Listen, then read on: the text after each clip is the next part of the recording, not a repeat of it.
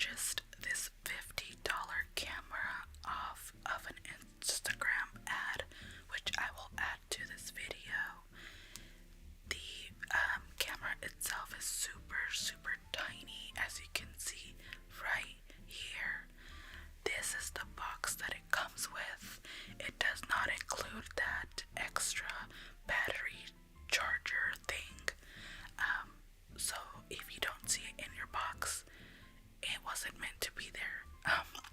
What comes in the box is just the camera charger, and then 2 keychains so that you can add to your keys if you would like. The battery life for this little guy is pretty good. I'd say I have to charge it maybe every 3 to 4 days, depending on how much I use it, which is sporadically throughout the day. But yes, this is the camera itself. It looks like a cute little Fuji camera.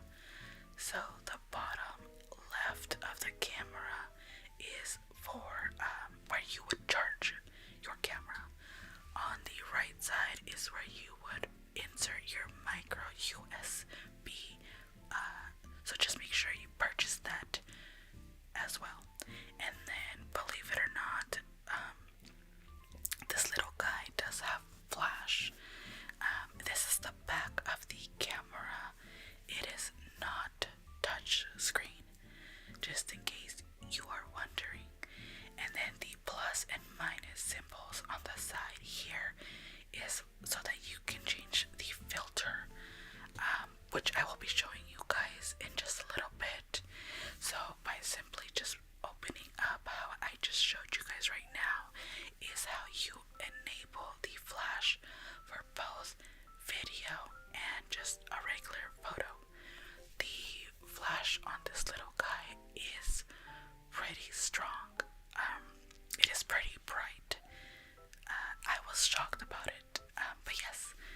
And that button right there is where you turn on and turn off the camera. You just hold it for a few seconds and it will turn on. Now, the little screen itself does have a lot of information, which is great. So after you turn it on, if you look on the top left, you will see if it's in either camera or video mode. When you start up the video, or when you turn on the camera, it will always automatically be in picture mode. I don't know if there's a way to change that, but I have not figured that out just yet. And then I'm about to show you guys the different types of filters that the camera does offer. I don't personally really use the filters. I think they're kind of ugly.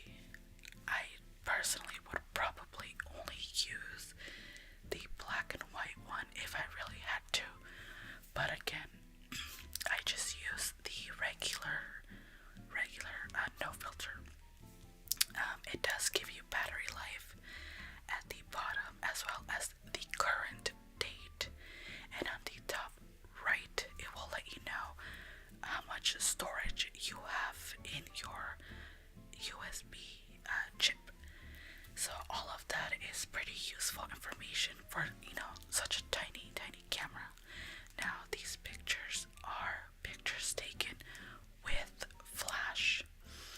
Again, you could see all the different filters on here. I have not taken any videos using the filters, so I wouldn't really know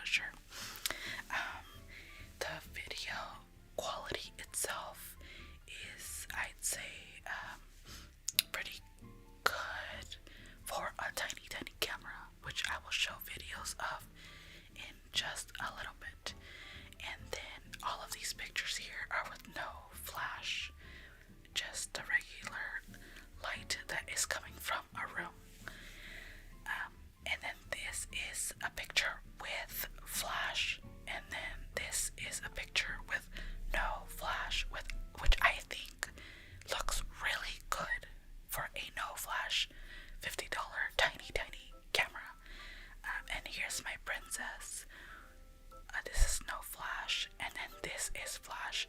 You could tell how bright it is. Of course, the stabilization of this camera is not the greatest, but I feel like the closer the subject is to the camera, the video will look more stable, like it does right here. This video was taken at night with flash, and I feel like it doesn't look super bumpy like it did in the first video.